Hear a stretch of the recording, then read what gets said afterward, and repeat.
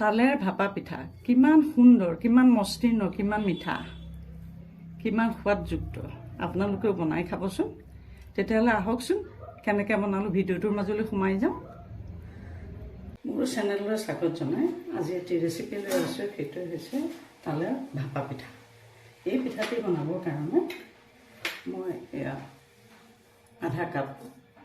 আধা বাতি চাউলৰ গুড়া ল'লোঁ। তাৰ আধা ময়দা ল'লোঁ। 4 চামুচৰ বেকিং চ'ডা দিলোঁ। আধা চামুচ বেকিং পাউডাৰ দিলোঁ। সোৱাদ মতে নিমখ দিলোঁ।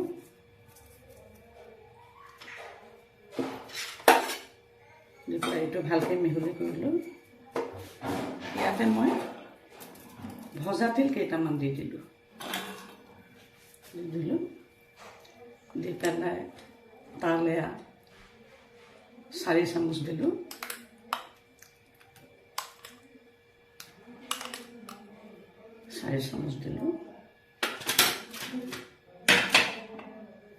নাৰিকল এবাটিৰে আধা বাটি থৈ দিছোঁ আৰু আধা বাটি ইয়াতে দি দিলোঁ। দি পেলাই সুন্দৰকৈ সানিম। এতিয়া সুন্দৰকৈ সানি ল'ম। সানোতে এয়া যে গাখীৰখিনি লৈছিলোঁ, গৰম ৰুম টেম্পাৰেচাৰত থকা গাখীৰ, গৰম গাখীৰ, গাখীৰ অলপমান দি এতিয়া অলপকৈ সানি গৈ থাকিম।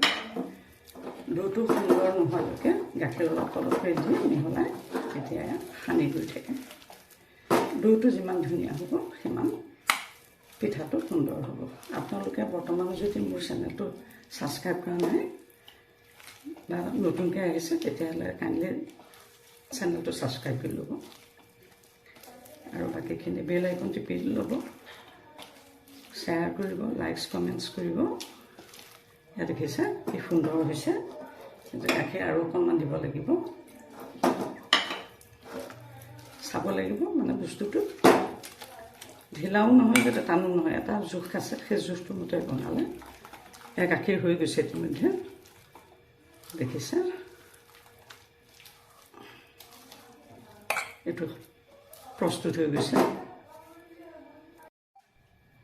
এইটো সানি আছোঁ, দৌটো প্ৰায় হেৰি হৈছে। ইয়াতে আধা বাটি চেনি দিম আৰু চেনি কোনোবাই কম খালে কম বেছিকৈ দিব পাৰে, এইটো একো নাই।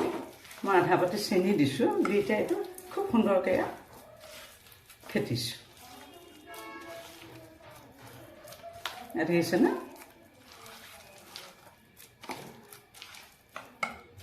গাখীৰ যদিও আধা কাপ লৈছিলোঁ, গোটেইখিনি গাখীৰ নালাগিলে। এইটো দেখিছে নহয় কি সুন্দৰ হৈ গৈছে। এতিয়া এইটো ৰাখি দিলোঁ। এতিয়া ইয়াৰ এটা চচপেন ল'লোঁ আৰু গেছটো জ্বলাই চচপেন পাতি দিলোঁ। ইয়াতে পানী অলপ উতলিবলৈ দিম।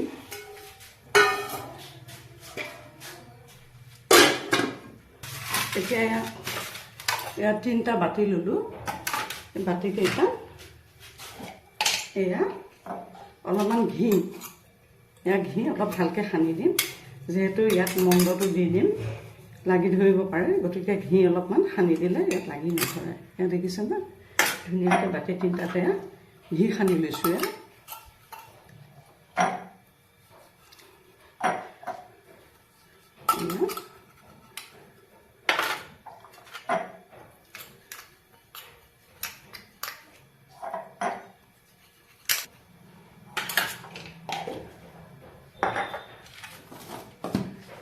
ইয়াতে এয়া চাউলৰ গুড়াটো, চাউলৰ মণ্ডটো আধা বাতিকৈ দি দিম। ইয়াতে আধাকৈ দিম, যিহেতু বস্তুটো ফুলিব, গতিকে আধাকৈ দিম যাতে বস্তুটো ফুলি আহিলে ওলাই নাযায়। আধাকৈ দি দিলোঁ।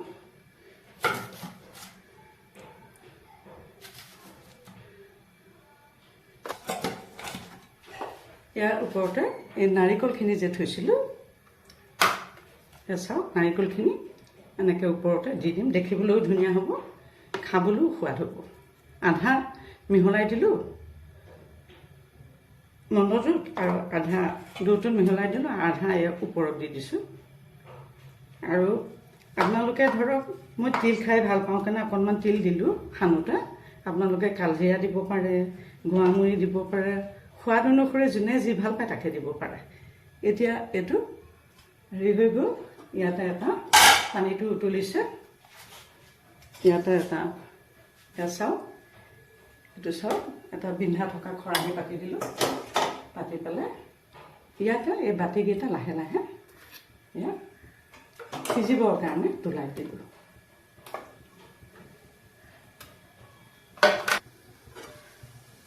কেমেৰাটো অকণমান সিপিনে থকাৰ কাৰণে অকণমান দেখাটো অসুবিধা হ'ল। এয়া চাওক, এই বাতিকেইটা পুনৰ এই উতলা পানীখিনিতে এটা এটাকৈ এয়া জাপি দিছোঁ, মানে ভাপত সিজিবৰ কাৰণে। এতিয়া এইটো এনেকৈ ঢাকোন মাৰি 15 পৰা 20 মিনিট সময় মই উতলিবলৈ দিম। 15 মিনিট আৰু 20 মিনিটৰ পিছত আকৌ চাই আছোঁ। এয়া চাওঁ আহক কেনেকুৱা হৈছে। এয়া চাওক, সুন্দৰকৈ সিজি উঠিছে পিঠাটো। এতিয়া লাহেকৈ এইটো আঁতৰ কৰি থ'ম। এইটো আঁতৰ কৰি দিলোঁ, গেছটো অফ কৰি দিলোঁ, আৰু পিঠাকেইটা অলপ সময়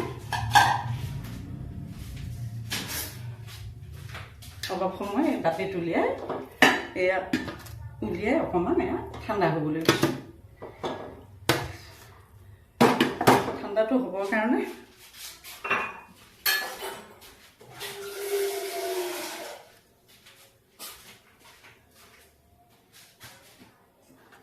মই অকণমান এই কাঁহীখনতে পানী দি দিছোঁ যাতে সোনকালে ঠাণ্ডা হয়। এইটো পানী অলপমান দি দিছোঁ যাতে সোনকালে ঠাণ্ডা হওক, এৰাবলৈ ভাল হ'ব। এয়া চাওক পিঠাকেইটা কি সুন্দৰকৈ এতিয়া এৰাই যাব।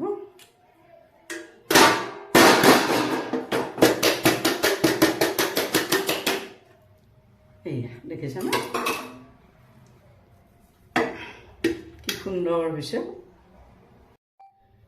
এয়া চাওক কি সুন্দৰ ভাপা পিঠা প্ৰস্তুত হৈ গ'ল। তালৰ কি সুন্দৰ ভাপা পিঠা প্ৰস্তুত হৈ গ'ল। আপোনালোকে এনেদৰে বনাই খাব। সকলো সুস্থ হৈ থাকক, ভালেৰে থাকক। আকৌ এটা নতুন ভিডিঅ' লৈ আপোনালোকৰ মাজলৈ আহি আছোঁ।